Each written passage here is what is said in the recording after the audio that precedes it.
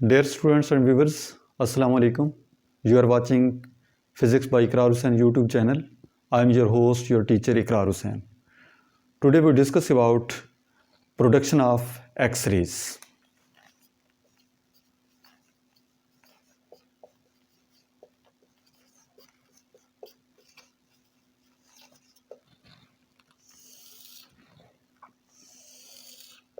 A German physicist, Dr. Röntgen, discovered X-rays in 1895.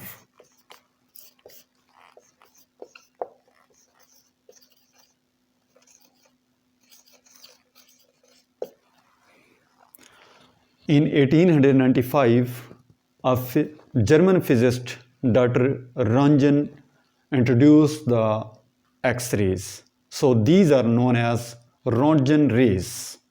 Scientist के नाम पर इनको हम रॉन्टजन रेज का नाम भी देते हैं।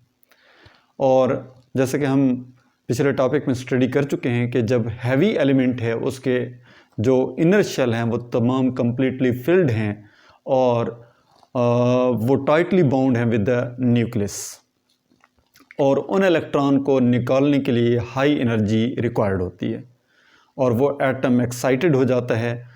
जब उसको हमने ग्राउंड स्टेट में लाना हो तो इलेक्ट्रॉन मूव करता है from higher orbit to lower orbit, और उसके नतीजे में हाई एनर्जी फोटोन रिलीज़ होते हैं और उन रेडिएशंस को हम क्या नाम देते हैं, एक्स रेज। और ये दरअसल फोटो इलेक्ट्रिक इफेक्ट का रिवर्स प्रोसेस है। It is a reverse process of photo electric effect.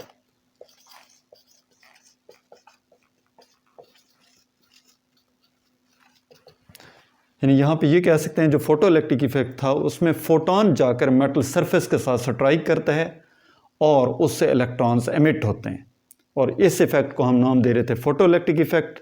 जबकि यहाँ पे एक्सरेज जो हैं वो फोटो इलेक्ट्रिक इफेक्ट का रिवर्स प्रोसेस है।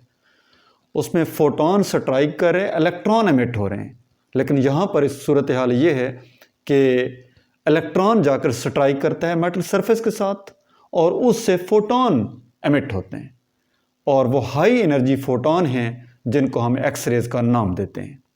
मसलन हमारे पास एक एटम है, ये इसका न्यूक्लियस है जिसमें प्रोटॉन और न्यूट्रॉन हैं, और इलेक्ट्रॉन बाहर अपने अपने ऑर्बिट में रिवॉल्व कर रहे हैं।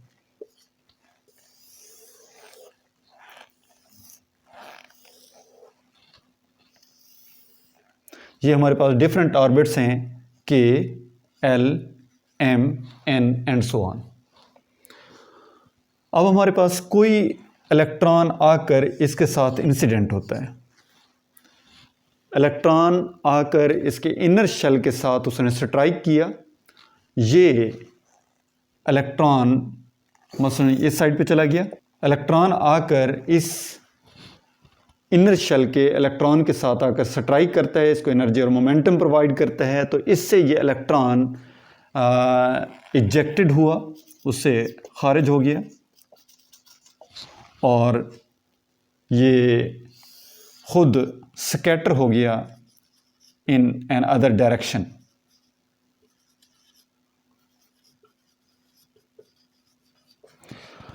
अब जाहिर है कि ये इलेक्ट्रॉन यहाँ पर एमिट हो जाता है तो ये यहाँ पर वैकेंसी क्रिएट हो जाएगी। जाहिर है बाहर वाले जितने भी इलेक्ट्रॉन्स हैं ये इस वैकेंसी को फिल करने के लिए मूव करेंगे एल शेल से ई एल माइनस ई के।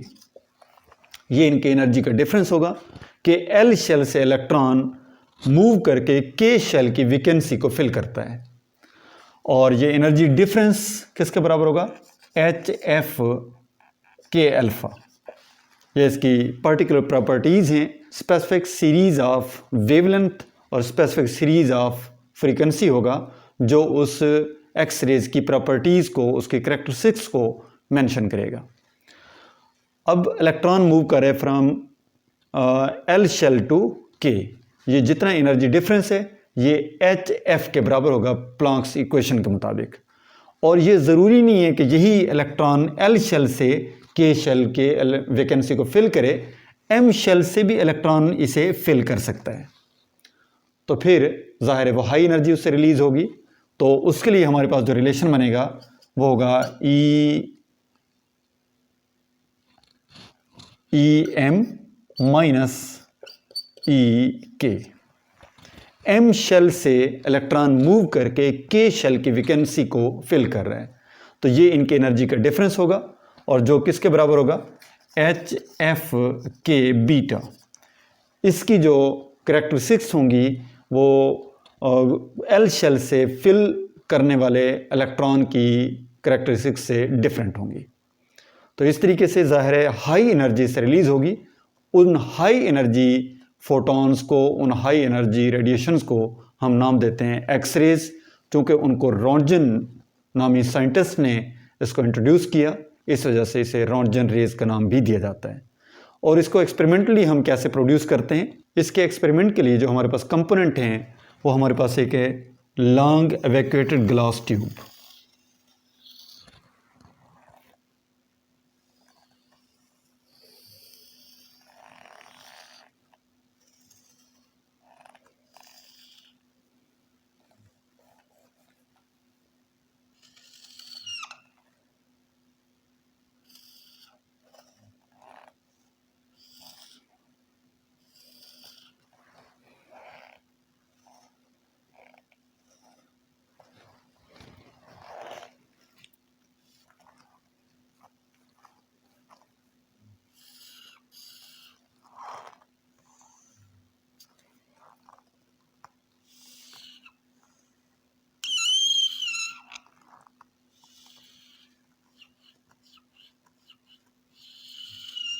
This experiment consists of long evacuated glass tube.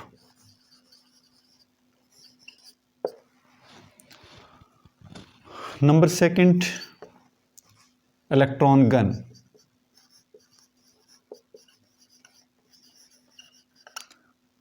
Or you can say that it consists of filament and cathode.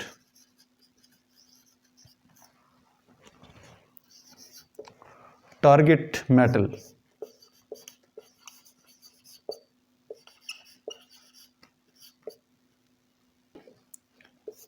Tungsten, etc.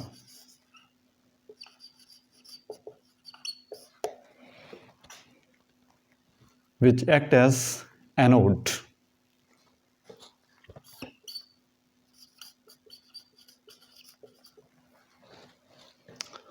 अब इसकी वर्किंग कुछ इस फॉर्म में है कि जैसे हम पोटेंशियल प्रोवाइड करते हैं, इलेक्ट्रिकल एनर्जी से प्रोवाइड करते हैं, फिलामेंट हीट अप होता है। फिलामेंट के हीट अप होने से आगे हमारे पास कैथोड है जो मेटल पे कंसिस्ट कर रहा है, तो जैसे उसे हीट मिलती है उस मेटल सरफेस से इलेक्ट्रॉन्स एमिट होते हैं। इलेक्ट्रॉन जाकर स्ट्राइक करते हैं with the target metal. Tungsten है तो जाहिर है इसके साथ जब स्ट्राइक करेंगे तो वो उसके जो टंगस्टन एटम है उसका इनर शेल जैसे ही उसका इलेक्ट्रॉन एनर्जी को गेन करता है तो वो उससे इजेक्ट हो जाता है, उससे ये खारिज होता है। जब खारिज होता है तो वैकेंसी क्रिएट हो जाती है, वो एटम एक्साइटेड हो जाता है और उससे हायर ऑर्बिट का इलेक्ट्रॉन उस ऑर्बिट को फिल करता है। जब उसको फिल करेगा तो ज़ाहिर एनर्जी को रेडिएट करेगा। तो एनर्जी की जो रेडिएशन हो रही है वो हमारे पास हाई एनर्जी फोटोन उससे रिलीज़ होंगे। अब ये जाकर इसके साथ स्ट्राइक कर रहे, एटम एक्साइटेड होगा। जैसा कि हम पहले डिस्कस कर चुके हैं कि अगर के शेल के वैकेंसी को फिल करना है और ये आ रहा है एल शेल से, तो ये आपके पास एच एफ के अल्फ़ा होगा, उसकी करेक्टरिस्टिक्स होंगी। और अगर के शेल को फिल करने के लिए ज़रूरी नहीं कि वो एल शेल से ही इलेक्ट्रॉन उसको फिल करे, एम शेल से भी इलेक्ट्रॉन इस वैकेंसी को फिल कर सकता है। तो ज़ाहिर है वो हायर ऑर्बिट से लोअर ऑर्बिट में आ रहा है, इसलिए वो हाई एनर्जी को रिलीज़ करेगा।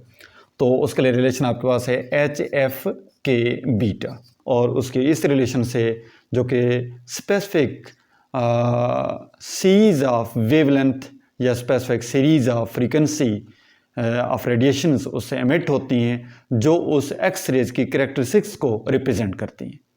मिलते हैं नेक्स्ट टॉपिक में, तब तक के लिए अल्लाह हाफिज़।